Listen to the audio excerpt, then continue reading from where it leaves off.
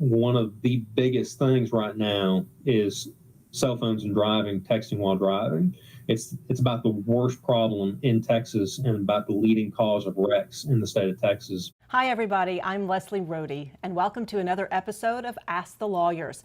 Our topic today affects all of us, texting and driving. Today we have with us attorney Justin Smith of the Sloan Firm in Longview, Texas. Thanks so much, Justin, for being with us. You're very welcome. Happy to be here.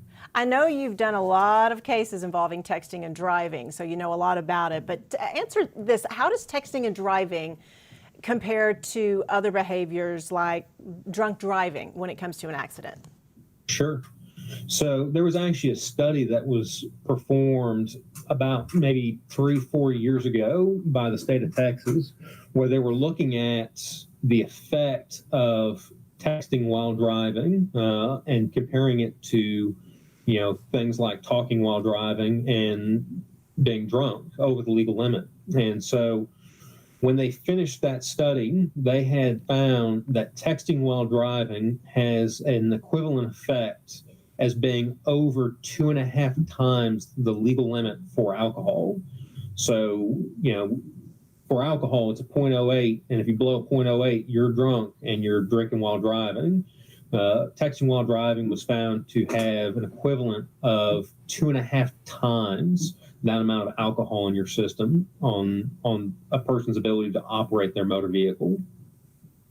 It's tough to swallow. Wow, that number is amazing. The laws in Texas, I know the laws are a little bit different everywhere as it relates to texting and driving, but we're both in Texas. Kind of bring us up to date on what the texting and driving laws are there in Texas. So Texas's natural inclination is to allow counties and municipalities to try to administer themselves as much as possible, and that has resulted in a more patchwork approach here than you would see in other states that are, more top-down driven. And so you've got a lot of county ordinances and regulations that deal with texting while driving or talking on the cell phone while driving. There's a statewide statute that was adapted into the rules of the road for the Texas Transportation Code that makes it an offense to use a wireless device and text on that wireless device while you're operating a motor vehicle. And that's particularly true when you're in, school zone. And there's a greater offense if you're using that device while in a school zone. So yeah, you're right. They really are different in a lot of different places, depending on what state you're in, and then depending on what municipality, city, or county you may be in. That's right. When a driver looks down at a text, I've heard some different numbers on this, and I'm wondering if you have these for me. Like if I'm driving and I look down at my phone to maybe check a text, how far can I actually be driving in that time that I look down? So it depends on how fast your vehicle's moving at the time when you look down. So, there's a chart that's published by the Texas Department of Public Safety and the DMV. That's the Texas Driver's Handbook. Everyone gets one when they're going through a driver's education course. And it tells you, how far a vehicle will move based on how fast that vehicle is traveling. And so when you look down at your cell phone, how far your vehicle is going to move is going to be based on how fast you're going at the time when you look down. But from my recollection, what the studies have shown is that when someone looks down to read a text, they're taking their eyes off the road for as long as 30 seconds or longer, depending on the length of that text. And it's even worse when you're actually trying to text someone else a response or doing a new text to someone else. So let's say you're going 50 miles an hour down the roadway and you're taking your eyes off the road for 30 seconds. I mean, you're traveling hundreds, if not thousands of feet where you're not looking and don't know where you're going. And the problem is that if someone else is doing that, they're not aware of the traffic conditions that are going around them or, come up on stop signs and things of that nature, that they don't know what the roadway conditions are. And there's a lot of wrecks. A lot of wrecks are caused by texting while driving and using cell phones while driving.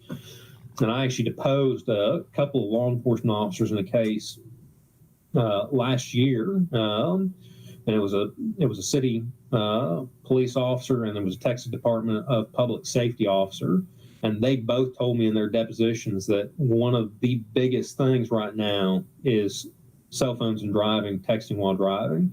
It's about the worst problem in Texas and about the leading cause of wrecks in the state of Texas from what they were saying. I believe it. Well, you've handled a lot of these cases and you've mentioned, but so how do you as an attorney go about proving that someone was actually distracted by his or her cell phone or texting and driving if they're involved in an accident? Yeah.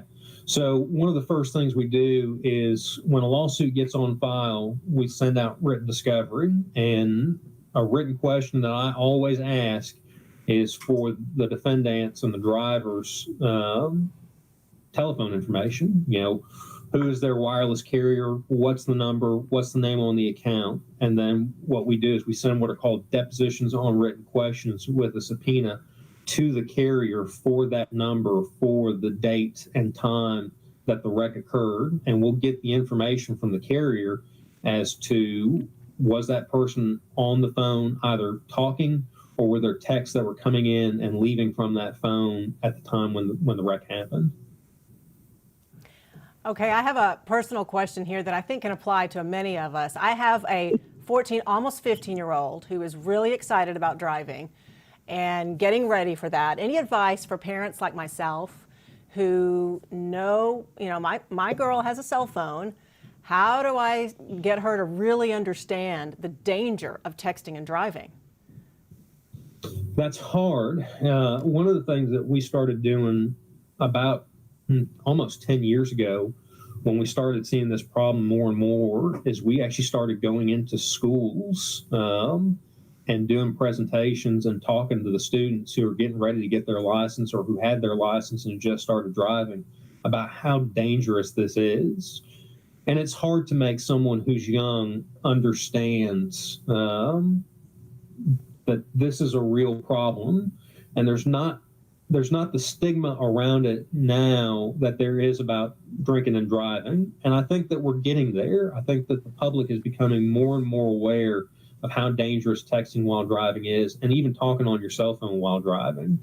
But it's still not to the point where kids have the same kind of understanding that talking on your phone while driving and texting while driving can be as bad, and according to the studies, even worse than getting drunk and getting behind the wheel of a car.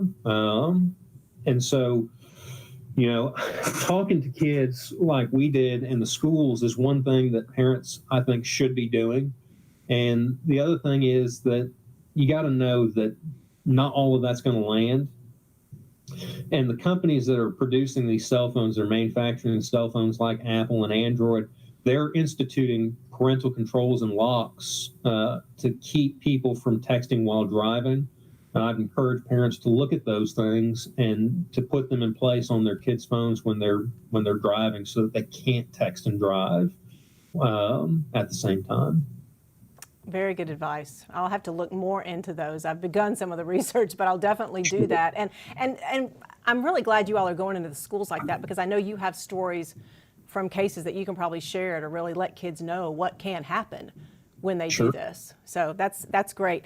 I wonder if there's anything as a driver that I can tell, like, is there a behavior from another car or something that I can watch for that might tell me, hey, that person is texting and driving? Not really. Not anything that would tell you, oh, well, this person's texting while driving, as opposed to, being impaired in some other fashion. Mm-hmm. If you see someone who's driving erratically, then that tells you something's going on. You can try to drive defensively. But the problem is that, you don't have any control over how that person is operating. And if they're not watching where they're going, you don't really know what they're going to do next. So if I am in an accident and I might think that that other person was texting and driving, what should I do first? First thing you should do is you should make sure that you're okay, and then you should call the police and have them come down and do an investigation of the wreck like you would for any other motor vehicle collision, and have them draw up, for Texas, it'd be the Texas Peace Officer Crash Report. That'll have all the information for the insurance on the crash report. You exchange that information with the other driver before the police officer gets there if you can. And if you're hurt, go get yourself checked out. Make sure that you're following up on that to make sure that you're getting treatment that you need. That's great. Justin, any other advice or things you want to leave viewers with? Any really important thing that you want to get home to them right now? Not really, other than we're all kind of responsible for how we operate our vehicles. You don't have any control over anybody else, but it is dangerous to text and drive and talk on the cell phone while driving. And so don't do it. And if you get injured because someone did, then, make sure you run through the same traps you would if you were any other wreck, which is call the police, have them come down, investigate the wreck, and then make sure you get yourself checked out. And if you need help, don't hesitate to call an attorney to try to help you out. Yeah, an attorney like yourself that has a lot of experience in this would be a good one to call. And we really appreciate you taking the time to answer some of these questions. We talk about it, but I think it's a subject that will continue to be an issue on our roadways. Right, and it will. And it'll probably get worse before it gets better. Thanks so much, Justin Smith, Sloan Firm, in Longview, Texas. Thanks a lot. Thank you very much. And thanks to all of you for watching this episode of Ask the Lawyers. Remember, we'd love for you to subscribe to our YouTube channel and check out more episodes there. And if you're ready to choose a lawyer that lawyers choose, go on over to askthelawyer.com and find lots of resources there. Thanks again for watching. I'm Leslie Brody.